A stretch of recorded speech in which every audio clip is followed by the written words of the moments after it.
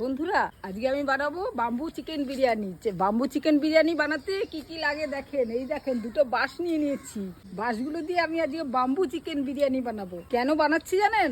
আমার ছেলে আজকে বাম্বু চিকেন কিনতে যাচ্ছিল, মানে গাড়ি নিয়ে যাচ্ছিল। আমি টেনে ধরেছি, বলেছি না না আনতে যাস না, চাদুদার গলায় যা নতুন বাঁশ এসছে, ওই বাঁশগুলো দিয়ে আমরা কেটে নিয়ে আয় ওখান থেকে। আমি বাম্বু চিকেন বিরিয়ানি তোদের বানিয়ে খাওয়াচ্ছি। এই জন্য আজকে শুরু করে দিচ্ছি বাম্বু চিকেন বিরিয়ানি। আপনারা দেখবেন প্রচুর সুস্বাদু। এর মধ্যে যখন আমি চিকেন বিরিয়ানিটা বানাবো না, এর যে একটা সুন্দর একটা ঝাঁঝ বা একটা রস বেরোবে এই চিকেনের গন্ধে, মানে এই বিরিয়ানি অপূর্ব বিরিয়ানি। আমি এই বিরিয়ানিটা আজকেই প্রথম বানাচ্ছি।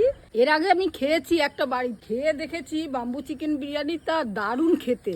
এর জন্য আমি আজকে নিজের হাতে বানিয়ে আমার ছেলেকে খাওয়াবো। ছেলে খেয়ে দেখুক যে দোকানের বিরিয়ানি ভালো না আমার বিরিয়ানিটা ভালো।